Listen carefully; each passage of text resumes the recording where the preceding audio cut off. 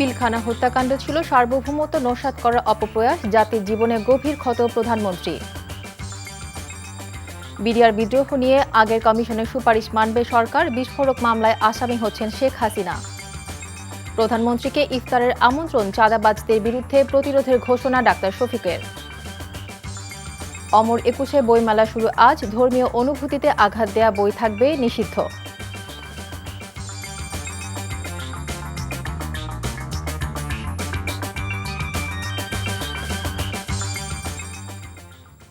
আসসালামু আলাইকুম, নাইমা কেয়া স্বাগত জানাচ্ছি এনটিভির মধ্যরাতের খবরে। ক্রাউন সিমেন্ট শিরোনাম দেখছিলেন, এবারে পুরো খবর। পিলখানা হত্যাকাণ্ড জাতীয় জীবনে গভীর ক্ষতের সৃষ্টি করেছে উল্লেখ করে প্রধানমন্ত্রী তারেক রহমান বলেছেন, এই হত্যাকাণ্ডে জাতীয় নিরাপত্তার দুর্বলতা প্রকাশিত হয়েছে।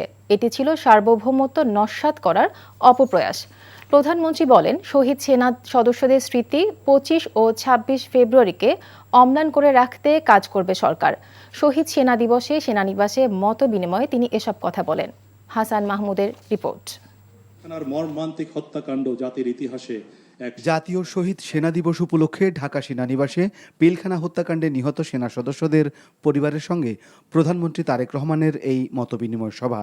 2009 সালের শহীদদের মহান আত্মত্যাগ। শহীদ পরিবারের সদস্যরা প্রধানমন্ত্রীর কাছে নিজেদের দাবির কথা তুলে ধরেন। আমরা শহীদ মেজর সালে বলি, শহীদ এক্স, শহীদ ওয়াই বলি, নিজের পরিচয়ও দেই শহীদ মেজর সালের মিসেস বলি, বাট শহীদ হিসেবে গ্যাজেট আকারে ওনাদের নামটা এখনো আসেনি। আমি মাননীয় প্রধানমন্ত্রীর কাছে এটা আবেদন করছি, এই 57 অফিসারের নাম যেন গ্যাজেট আকারে শহীদ হিসেবে গ্যাজেট আকারে বেরোনো হয়।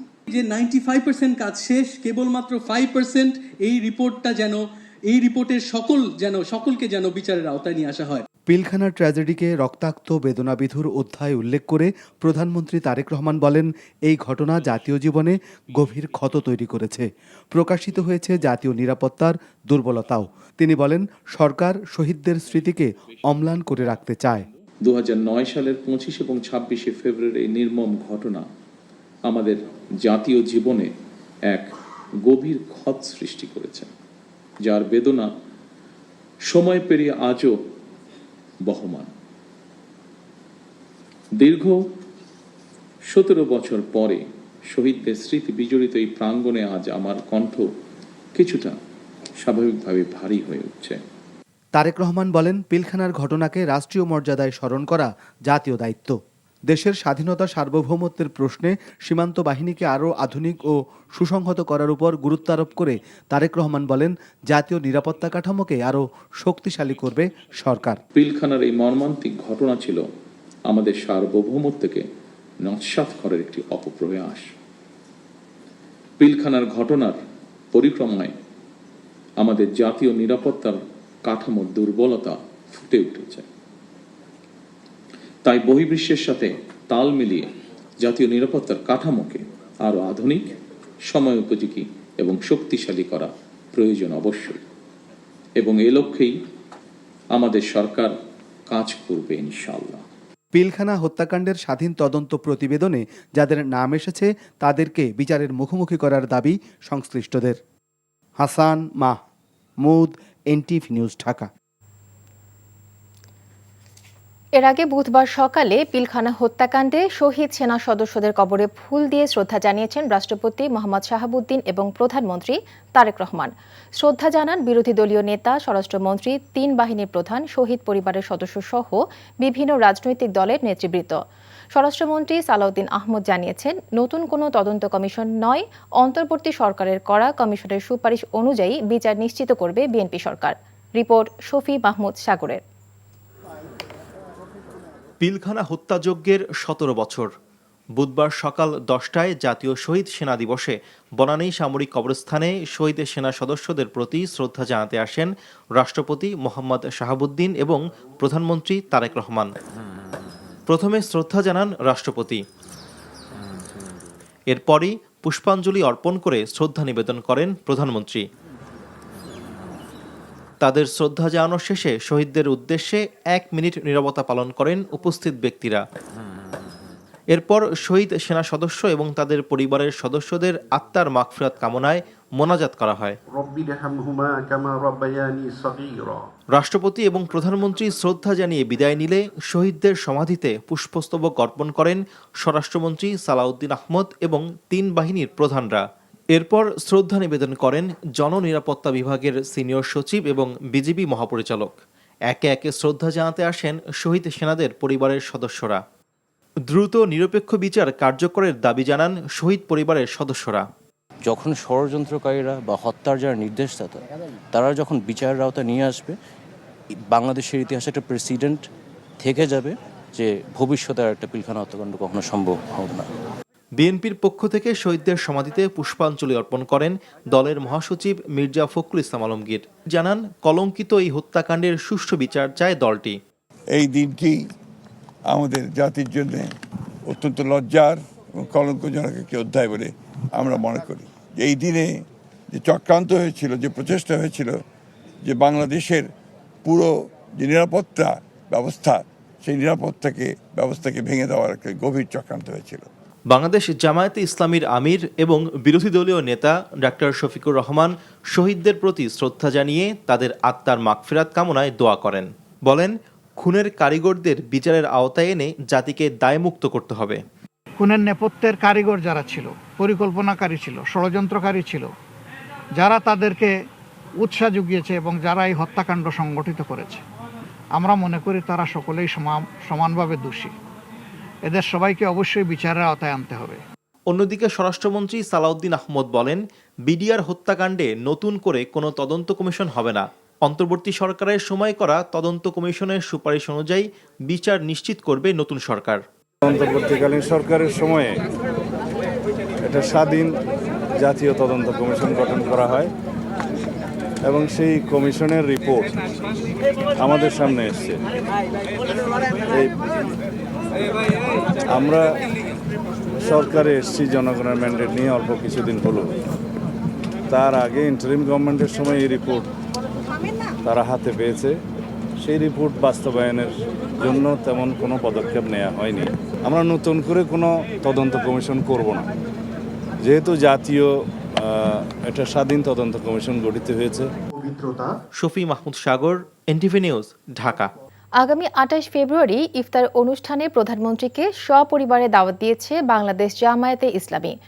আন্তরিকতার সঙ্গে প্রধানমন্ত্রী দাওয়াত গ্রহণ করেছেন বলে জানিয়েছেন দলের সেক্রেটারি জেনারেল মিয়া গোলাম পরোয়ার।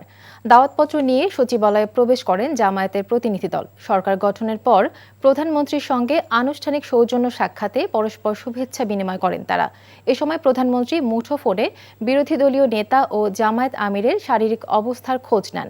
প্রধানমন্ত্রী বলেন, রাজনীতির সকল বিতর্কের জায়গা যেন সংসদ হয়। এর সমর্থন জানিয়ে জামায়াত নেতারা বলেন, রাজপথে নিয়মতান্ত্রিক আন্দোলন হতেই পারে, তবে অতীতের মতো রাজনীতিতে খারাপ চর্চা যেন না হয়। সরকারকে মূল্যায়নের সময় এখনো হয়নি, জাতি অপেক্ষা করছে ভালো কিছুর জন্য।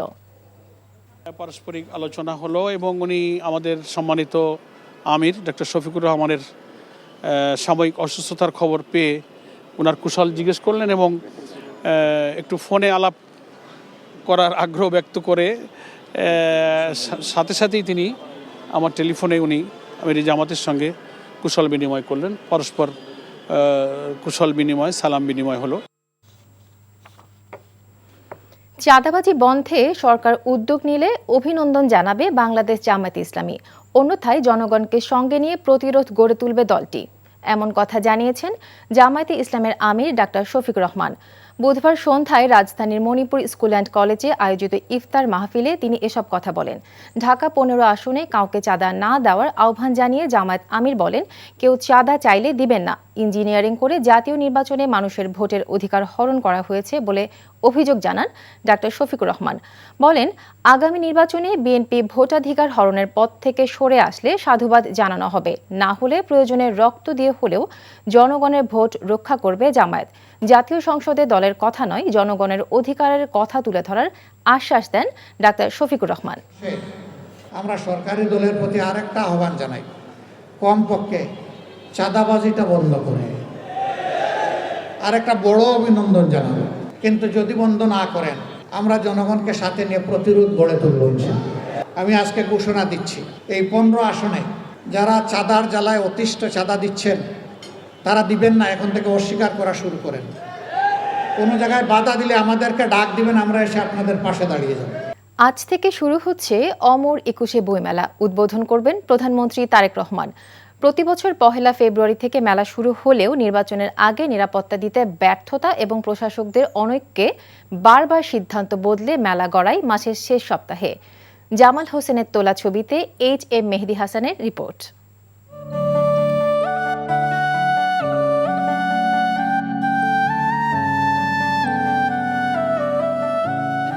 বায়ান্নর চেতনাকে বুকে ধারণ করে প্রতি বছর অনুষ্ঠিত হয় অমর 21শে বইমেলা। সেই ধারাবাহিকতায় এবারও দেরিতে হলেও অনুষ্ঠিত হচ্ছে প্রাণের এই বইমেলা। আর তাই তো বাংলা একাডেমি প্রাঙ্গণ জুড়ে চলছে শেষ সময়ের থামাহীন কর্মযজ্ঞ।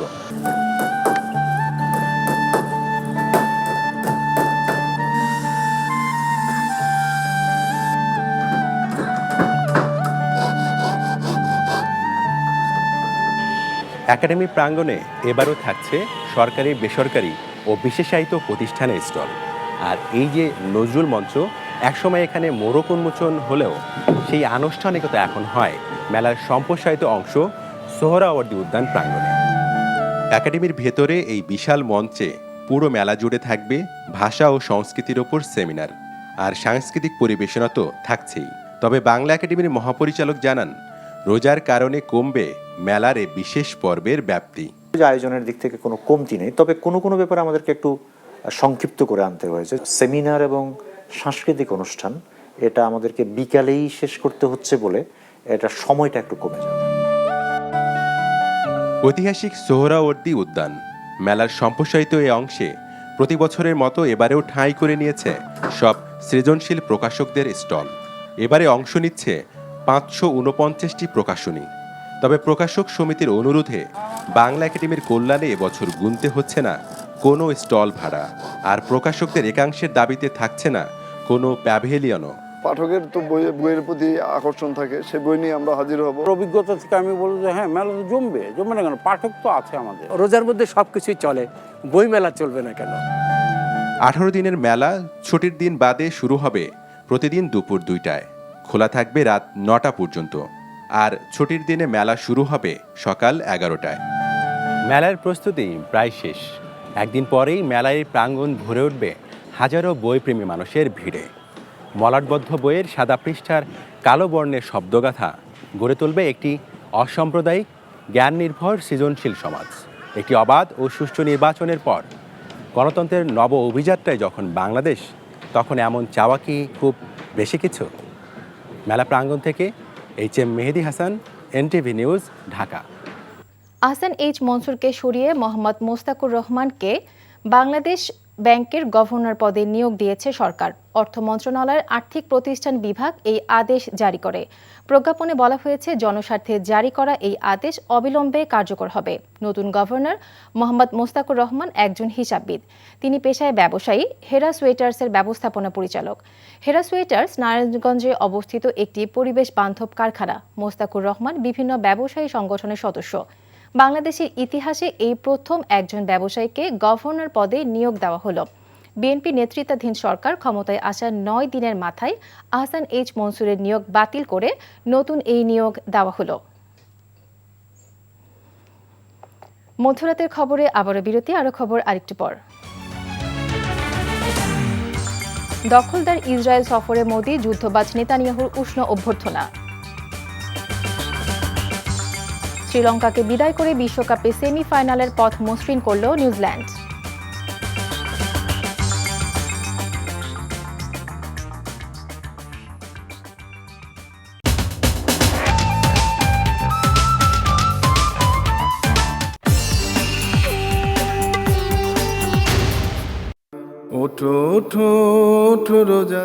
সৌদি আরবের জেদ্দায় লক্ষ্মীপুর জেলা প্রবাসী কল্যাণ সমিতি কমিটি পুনর্গঠন, ইফতার ও দোয়া মাহফিলের প্রস্তুতি সভা অনুষ্ঠিত হয়েছে।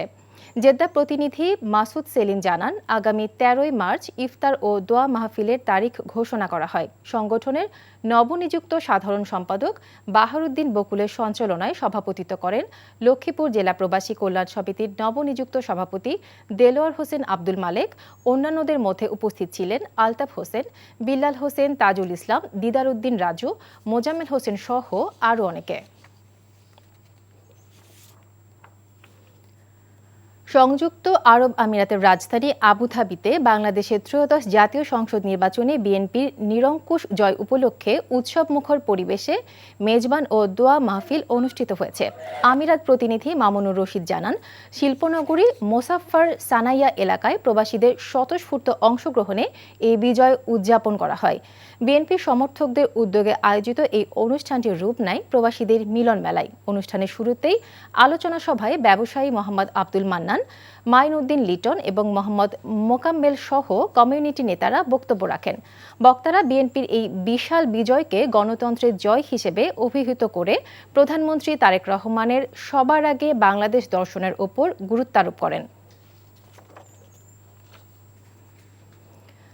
মালয়েশিয়ায় প্রবাসী বাংলাদেশিদের যাবতীয় মালামাল ও সব ধরনের পণ্য দেশের সকল জেলায় পৌঁছে দিতে সেবা প্রদান করছে JMG cargo and logistic Malaysia. এনটিভির স্টাফ করেসপন্ডেন্ট কায়সার হামিদ হান্নান জানান, কুয়ালালামপুরে প্রতিষ্ঠানটির নিজস্ব কার্যালয়ে 5 বছর পূর্তি উপলক্ষে নতুন লোগো উন্মোচন করা হয়। প্রতিষ্ঠানটির কর্ণধার কাজী ওসমান হারুনি জানান, দীর্ঘ 5 বছর ধরে বিশ্বস্ততার সঙ্গে প্রবাসীদের সকল পণ্য দেশের সকল জেলায় সরবরাহ করে আসছে তার প্রতিষ্ঠান। বলেন, কুয়ালালামপুর কোতারায়া একমাত্র কার্যালয় অবস্থিত। কোতারায়া ছাড়া অন্য কোথাও কোনো শাখা নেই। তিনি আরও বলেন, অনুমোদিত কিছু এজেন্ট রয়েছে। এসব এজেন্ট এর মাধ্যমে মালয়েশিয়ার সব রাজ্য থেকে পার্সেল সংগ্রহ করে। এই ছিল মধ্যরাতের খবরে। এই খবরের ভিডিও সহ আপডেট জানতে ভিজিট করুন এনটিভি অনলাইন www.ntvbd.com। এছাড়াও এনটিভির জনপ্রিয় সব অনুষ্ঠান ও খবরের আপডেট জানতে ভিজিট করুন আমাদের ইউটিউব ও ভেরিফাইড ফেসবুক পেজে। এতক্ষণ সাথে থাকার জন্য ধন্যবাদ সবাইকে।